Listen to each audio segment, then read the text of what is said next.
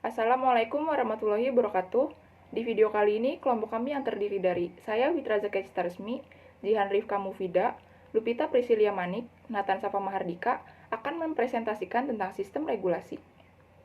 Sistem regulasi atau yang disebut dengan sistem pengatur ini terdiri dari sistem saraf, sistem endokrin atau hormon, dan sistem indera. Yang pertama, sistem saraf. Sistem saraf mempunyai dua fungsi, yaitu sebagai penerima dan penghantar rangsang ke seluruh bagian tubuh, serta memberikan tanggapan terhadap rangsang tersebut.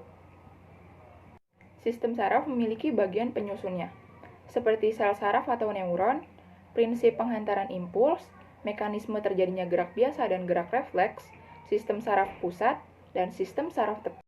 Bagian penyusun pertama yaitu ada sel saraf atau neuron. Neuron berfungsi untuk menghantarkan impuls atau sinyal dari reseptor ke pusat saraf dan meneruskan efektor. Nah, di dalam neuron ini terdiri dari beberapa bagian, yaitu ada dendrit. Dendrit adalah percabangan badan sel saraf yang berfungsi untuk menerima impuls yang datang dari ujung akson lain. Selanjutnya membawa impuls tersebut ke dalam badan sel saraf. Lalu terdapat badan sel atau perikarion yang merupakan pengendali seluruh aktivitas neuron yang berfungsi menerima rangsang dari dendrit ke akson. Selanjutnya terdapat akson. Akson merupakan bagian neuron yang ukurannya panjang dan memiliki cabang tunggal. Nah, akson ini berfungsi untuk menghantarkan atau meneruskan impuls saraf dari badan sel ke neuron lain. Bagian selanjutnya yaitu ada selubung mielin. Selubung mielin merupakan pelindung akson yang berisi lemak berwarna putih kekuningan dan bersegmen. Selubung mielin ini disusun oleh sel Schwann. Bagian akson yang tidak ditutupi oleh mielin disebut nodus Ranvier. Nah, di samping penjelasan ini terdapat gambar-gambar sel saraf atau neuron, yaitu ada dendrit, badan sel, akson, sel Schwann, selubung mielin, nodus Ranvier, dan akson terminal.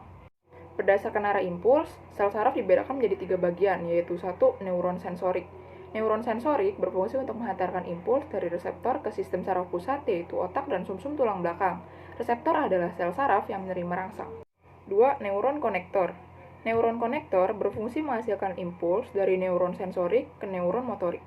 Yang ketiga, neuron motorik. Neuron motorik berfungsi menghantarkan impuls dari sistem saraf pusat ke efektor, atau otot dan kelenjar. Berdasarkan juluran sitoplasmanya, neuron dibagi menjadi 3, yaitu 1. Neuron unipolar. Neuron unipolar adalah neuron yang memiliki 1 juluran sitoplasma pada badan selnya. 2. Neuron bipolar. Neuron bipolar merupakan neuron yang memiliki 2 juluran sitoplasma pada badan selnya. Contohnya pada alat indera, seperti telinga, mata, dan hidung. Dan yang ketiga, neuron multipolar. Neuron multipolar ialah neuron yang memiliki 1 akson dan banyak dendrit pada badan selnya. Selanjutnya terdapat prinsip penghantaran impuls. Prinsip penghantaran impuls dibedakan menjadi 2, yaitu 1. Penghantaran impuls melalui neuron. Penghantaran impuls dengan cara ini terjadi karena adanya perbedaan muatan listrik antara bagian luar dan bagian dalam membran serabut sel saraf. Ketika menerima rangsang berupa impuls, permukaan luar membran serabut saraf bermuatan negatif dan permukaan dalamnya bermuatan positif. Keadaan ini disebut depolarisasi. Selanjutnya akan terjadi aliran listrik dari daerah negatif ke daerah positif. Impuls kemudian akan diteruskan ke neuron dan akhirnya menuju sumsum tulang belakang dan otak. Impuls akan diolah oleh otak dan sumsum tulang belakang dan pada akhirnya akan terbentuk respon dan diteruskan ke neuron motorik hingga terbentuknya tindakan. 2. Penghantaran impuls melalui sinapsis. Penghantaran impuls dengan cara ini melibatkan membran prasinapsis, di mana jika impuls telah sampai di membran prasinapsis, vesikel-vesikel tersebut akan melepaskan zat neurotransmitter. Zat ini berfungsi untuk menghantarkan impuls ke ujung dendrit neuron berikutnya. Neurotransmitter akan menerima impuls dan akan berdifusi melewati celah sinapsis. Selanjutnya akan berikatan dengan protein khusus di membran pasca sinapsis. Ikatan antara neurotransmitter dengan reseptor ini mengakibatkan impuls dapat diteruskan ke saraf lainnya yang saling berhubungan. Selanjutnya yang C yaitu ada mekanisme terjadinya gerak biasa dan gerak refleks. Gerak biasa diawali dengan adanya rangsangan dari reseptor menuju saraf sensorik yang selanjutnya ke otak dan kemudian diolah oleh otak. Hasil olahan berupa tanggapan yang dibawa oleh saraf motorik menuju efektor. Lalu untuk yang gerak refleks merupakan respons sel saraf motorik, sensorik, interneuron, efektor, dan organ-organ secara cepat dalam waktu bersamaan. Contohnya menarik kaki dengan segera setelah menginjak puntung rokok yang menyala.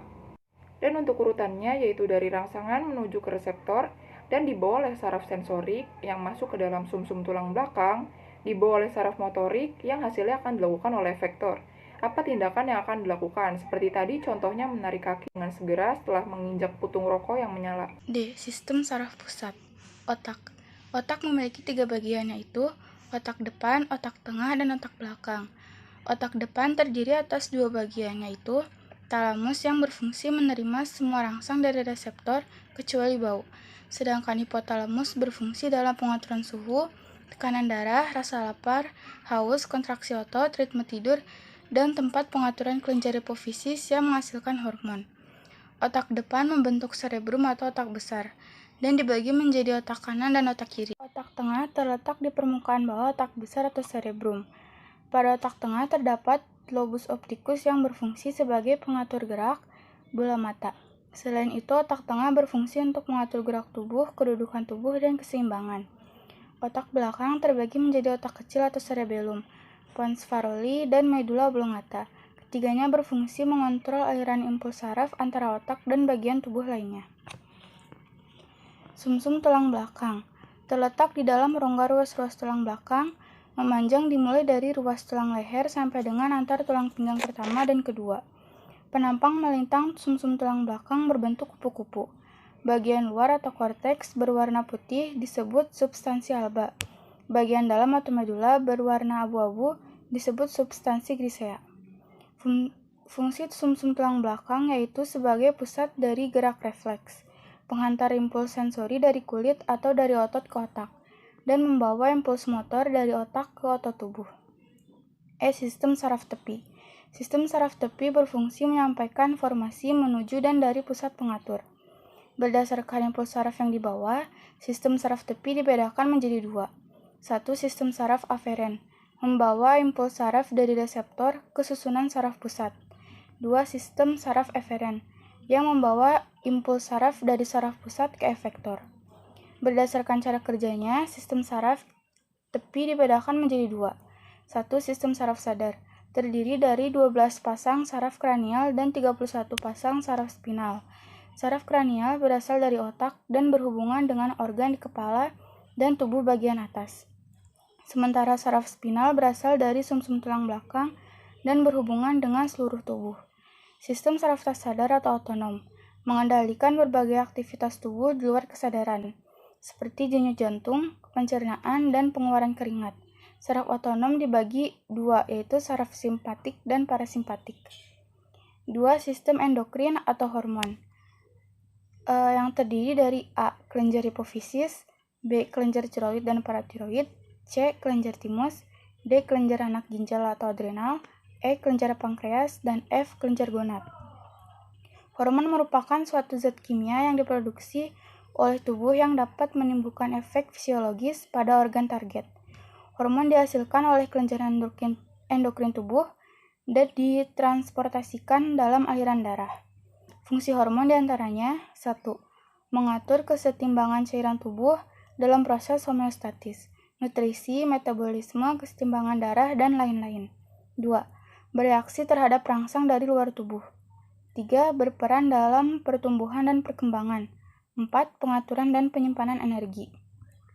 A. Kelenjar hipofisis. Kelenjar hipofisis disebut juga master of gland karena banyak mengekskresikan hormon dan memengaruhi kerja hormon yang dihasilkan oleh kelenjar lain. Kelenjar hipofisis dibedakan menjadi 3, yaitu 1. Hipofisis anterior atau depan. Beberapa hormon yang dihasilkan dari kelenjar hipofisis anterior diantaranya A. Hormon somatotrof, berperan dalam pembentukan tulang manusia. B. Hormon tirotrof, mengatur pertumbuhan dan fungsi kelenjar gondok atau kelenjar tiroid. C. Kelenjar gonadotrof, pada wanita terdiri dari FSH merangsang pematangan telur dan LH, merangsang pematangan sel gonad, sedangkan pada pria terdiri dari FSH yang merangsang terjadinya spermatogenesis dan hormon luteinisasi merangsang untuk menghasilkan testosteron. 2. Hipofisis posterior atau belakang, menghasilkan hormon-hormon A. ADH untuk mengontrol kesetimbangan cairan tubuh melalui pengeluaran urin. B. Oksitosin untuk merangsang kontraksi otot rahim pada saat wanita melahirkan. 3. Hipofisis intermedia. Hormon yang dihasilkan adalah MSH yang memengaruhi warna kulit individu. B. Kelenjar tiroid dan paratiroid. 1. Kelenjar tiroid. Sering disebut kelenjar gondok yang letaknya di bawah jakun. Kelenjar tiroid menghasilkan hormon 1. Tiroksin yang berfungsi mempengaruhi proses metabolisme, pertumbuhan fisik, perkembangan mental, kematangan seks, dan mengubah glikogen menjadi gula dalam hati. 2. Triodotironin yang berfungsi mempengaruhi proses distribusi air dan mengubah glikogen menjadi gula dalam hati. 3. Kalsitonin berfungsi mengatur keseimbangan kadar kalsium dalam darah sehingga mencegah kalsium keluar dari tulang. 2. Kelenjar paratiroid seringkali disebut kelenjar anak gondok. Kelenjar ini memproduksi hormon paratormon yang berfungsi mengendalikan kadar kalsium dan fosfat dalam darah dan tulang. C. Kelenjar timus. Kelenjar timus terletak di bawah kelenjar tiroid dan paratiroid. Kelenjar timus menghasilkan hormon timosin yang berfungsi sebagai sistem imun atau kekebalan tubuh. D. Kelenjar anak ginjal atau adrenal. Terletak pada bagian katup di setiap ginjal. Kelenjar adrenal menghasilkan hormon glukokortikoid, berfungsi menaikkan kadar glukosa darah dan merubah glikogen menjadi glukosa. Androgen, berfungsi membentuk sifat seks sekunder laki-laki. Adrenalin, berfungsi mengubah glikogen dalam otot menjadi glukosa dalam darah. E. Kelenjar pankreas atau Langerhans. Kelenjar pankreas atau Langerhans terdapat di pulau-pulau Langerhans. Kelenjar pankreas menghasilkan hormon insulin, berfungsi mengubah glukosa menjadi glikogen dalam hati. Hormon glukagon, berfungsi mengubah glikogen menjadi glukosa. F. Kelenjar gonad. Hormon yang dihasilkan kelenjar gonad dinamakan hormon gonadotropik. 1. Laki-laki. Testis menghasilkan hormon testosteron yang berperan dalam menentukan ciri pertumbuhan kelamin sekunder laki-laki. 2. Perempuan. Ovarium menghasilkan dua hormon yaitu estrogen dan progesteron. Estrogen berfungsi menentukan ciri pertumbuhan kelamin sekunder pada perempuan. Progesteron berfungsi dalam penebalan dan perbaikan dinding uterus. Yang ketiga ada sistem indera. Alat indera merupakan organ yang berfungsi untuk menerima jenis rangsangan tertentu, seperti fotoreseptor penerima rangsangan cahaya, kemoreseptor penerima rangsangan zat kimia, audioreseptor penerima rangsangan suara, dan juga mekanoreseptor penerima rangsangan jenis fisik seperti sentuhan, getaran, dan juga tekanan. Macam-macam alat indera itu ada 5, yaitu indera penglihatan, mata, indera pembau, hidung, indera pendengar, telinga, dan indera pengecap, lidah, juga indera peraba yaitu kulit. Pertama kita bahas indera penglihatan yaitu mata. Mata mempunyai reseptor khusus untuk mengenali perubahan sinar dan warna. Mata memiliki bagian-bagian yang bisa kita lihat pada gambar sebelah kanan. Di antaranya sklera yang berfungsi melindungi bola mata, kornea untuk menerima rangsangan cahaya, koroidea sebagai penyedia makanan bagi bagian mata lain, dan iris berfungsi melindungi refleks cahaya dan mengatur seberapa banyak cahaya yang masuk ke dalam mata dengan menyesuaikan ukuran pupil. Pupil berfungsi mengatur banyak sedikitnya cahaya yang diperlukan mata, dan lensa berfungsi membiaskan dan memfokuskan cahaya agar bayangan benda jatuh tepat pada retina. Retina berfungsi sebagai penerima bayangan untuk melihat benda. Badan sila berfungsi menyokong lensa. Bintik buta sebagai bagian yang tidak peka terhadap cahaya, dan terakhir ada saraf mata yang berfungsi meneruskan rangsangan cahaya ke saraf optik. Selanjutnya, bagaimana sih mekanisme penglihatan suatu benda? Dimulai dari sumber cahaya, masuk ke mata melalui kornea dan melewati pupil yang lebarnya diatur oleh iris dan dibiaskan oleh lensa. Lalu terbentuk bayangan di retina yang bersifat nyata, terbalik dan diperkecil. Kemudian sel batang dan sel kerucut meneruskan sinyal melalui saraf optik, dan otak membalikan lagi bayangan yang terlihat di retina. Akhirnya, objek terlihat sesuai dengan aslinya. Selanjutnya, indera pendengaran yaitu telinga. Telinga merupakan alat indera yang bertanggung jawab untuk pendengaran dan penyeimbangan tubuh. Telinga dibagi menjadi 3 bagian, yaitu telinga luar, telinga tengah, dan telinga dalam. Bisa kita lihat bagian-bagian telinga pada gambar sebelah kanan. Pertama ada telinga bagian luar, terdiri dari daun telinga yang berfungsi menerima dan mengumpulkan getaran suara. Lalu saluran luar yang dilengkapi rambut halus untuk menjaga benda asing agar tidak masuk ke dalam telinga. Dan ada kelenjar lilin yang menjaga agar permukaan saluran luar tidak kering. Yang kedua, telinga bagian tengah. Ada membran timponi atau kita sebut gendang telinga yang berfungsi sebagai penerima getaran suara dari luar. Lalu ada saluran Eustachius yang menghubungkan telinga tengah dengan faring. Lalu ada 3 tulang pendengaran, yaitu tulang martil, tulang landasan, dan tulang sanggurdi yang berfungsi mengirimkan getaran suara dari gendang telinga menyeberangi rongga telinga ke jendela oval. Ketiga, telinga dalam terdiri dari labirin tulang, labirin membran. Labirin membran ini terdapat 3 saluran pendengaran, ampula, utriculus, sacculus, dan cochlea atau rumah siput. Lalu bagaimana sih mekanisme pendengaran manusia?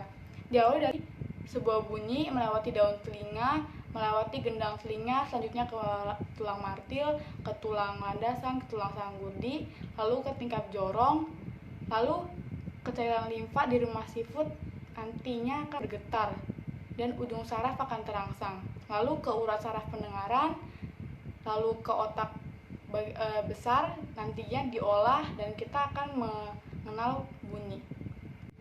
Yang ketiga, indera pembau yaitu hidung. Bisa kita lihat bagian-bagian hidung pada gambar di sebelah kanan. Hidung dibagi menjadi 2 bagian, yaitu bagian luar dan bagian dalam. Bagian luar terdiri dari lubang hidung yang berfungsi sebagai tempat masuknya udara.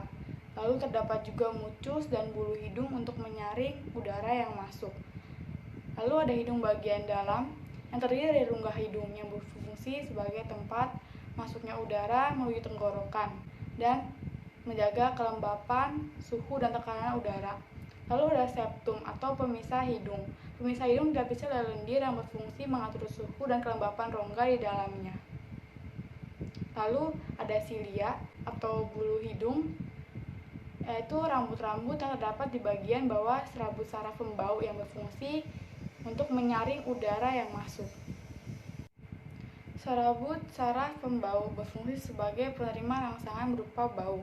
Lalu selaput lendir yang berfungsi menghasilkan mucus dan melindungi dari berbagai macam kotoran dan bakteri.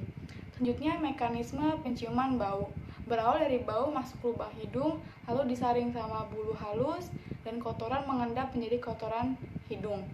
Lalu bau masuk ke epithelium olfaktori dan menggetarkan mukosa olfaktori, juga saraf olfaktori, sampai ke hipotalamus di otak. Lalu nantinya hipotalamus akan menangkap bau dan menerjemahkan bau berdasarkan memori dalam otak. Yang keempat ada indera pengecap, yaitu lidah. Lidah merupakan organ yang tersusun atas otot.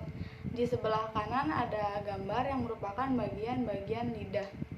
Permukaan lidah yang banyak tonjolan-tonjolan kecilnya itu disebut dengan papila. Terdapat kuncup pengecap sebagai reseptor pengecap. Kuncup pengecap ini dibedakan jadi 4, yaitu rasa manis, rasa asin, rasa asam, dan rasa pahit. Ujung lidah mengecap rasa manis, tepi lidah bagian depan mengecap rasa asin, tepi lidah bagian belakang mengecap rasa asam, dan pangkal lidah mengecap rasa pahit. Yang terakhir itu ada indera peraba, yaitu kulit. Dalam kulit terdapat banyak reseptor, sehingga kita dapat merasakan panas, dingin, tekanan, hingga rasa sakit. Reseptor pada kulit diantaranya pertama, corpuscula pacini, yaitu saraf perasa tekanan kuat. Yang kedua, ujung saraf sekeliling rambut, yaitu saraf peraba. Yang ketiga, corpuscula ruffini, yaitu saraf perasa panas. Yang keempat, ujung saraf Krause, itu saraf perasa dingin. Yang kelima, corpuscula Meissner, itu saraf perasa nyeri. Dan yang terakhir ada lempeng Merkel, itu saraf perasa sentuhan dan tekanan ringan. Lalu ada fungsi kulit. Pertama, kulit ari itu berfungsi untuk mencegah masuknya bibit penyakit dan mencegah penguapan air dari dalam tubuh. Yang kedua, ada kelenjar keringat yang berfungsi menghasilkan keringat. Ketiga, ada lapisan lemak yang berfungsi menghangatkan tubuh. Yang keempat, ada otot penggerak rambut berfungsi mengatur gerakan rambut. Yang kelima, ada pembuluh darah yang pastinya berfungsi mengalirkan darah ke seluruh tubuh. 4. Pengaruh dan bahaya psikotropika pada sistem regulasi. Depresan. Depresan merupakan zat psikoaktif yang berfungsi untuk mengurangi kegiatan sistem saraf sehingga menurunkan aktivitas pemakainya. Contoh dari depresan ini adalah etanol, opiate, opium, morfin, benzene, toluena, dan karbon tetraklorida. Stimulan. Stimulan bersifat menstimulus sistem saraf simpatetik. Contoh dari stimulan ini adalah amfetamin, kasein, metafetamin, dan dexerin. Halusinogen. Halusinogen menyebabkan timbulnya perasaan khayalan atau halusinasi. Halusinogen meliputi LSD yang menyebabkan paranoid yang mengarah pada perilaku agresif. STP mirip dengan amfetamin. Psilocybin dari jenis jamur, dan PCP phencyclidine, suatu obat bius. Euforia. Euforia menyebabkan perasaan nyaman atau gembira.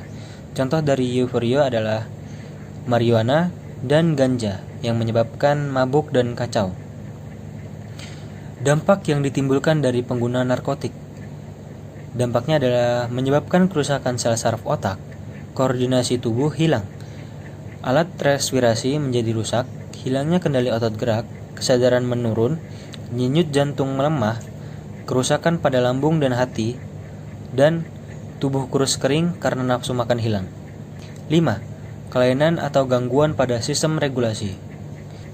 1. Gangguan sistem saraf. Meningitis. Peradangan yang di bagian selaput otak atau meninges yang disebabkan oleh bakteri Neisseria meningitis atau virus. Hidrosefalus. Peradangan selaput otak yang mengakibatkan cairan otak terkumpul di otak dan mengakibatkan kepala membesar. Selanjutnya Parkinson. Gangguan produksi hormon dopamin di otak karena neuron mengalami degenerasi. Neuritis. Iritasi pada neuron yang disebabkan oleh infeksi, kekurangan vitamin, dan keracunan. 2. Gangguan sistem endokrin. Sindrom Cushing. Disebabkan oleh hormon glukokortikoid yang berlebihan pada tubuh. Dapat pula disebabkan oleh pemberian obat-obatan kortikosteroid yang berlebihan.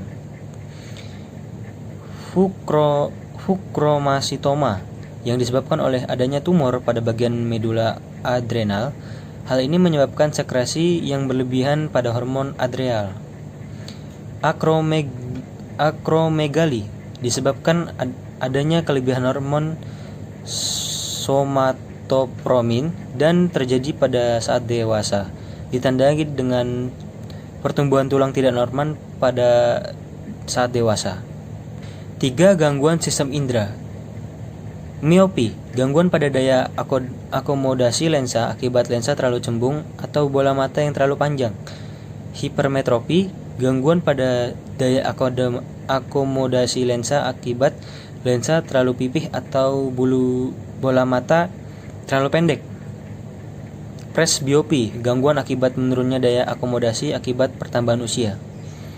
Anosmia, kehilangan rasa bau akibat penyumbatan rongga hidung, rusaknya sel-sel reseptor dan gangguan saraf. Labirinitis, gangguan dari labirin dengan tanda-tanda mendenging, tuli, vertigo, mual-mual, dan muntah. Tuli konduktif, gangguan penghantaran getaran bunyi di telinga, bagian luar atau bagian tengah. Tuli saraf, gangguan pendengaran sensori neural yang disebabkan oleh kerusakan sel saraf auditori. Sekian dari kelompok kami. Wassalamualaikum warahmatullahi wabarakatuh.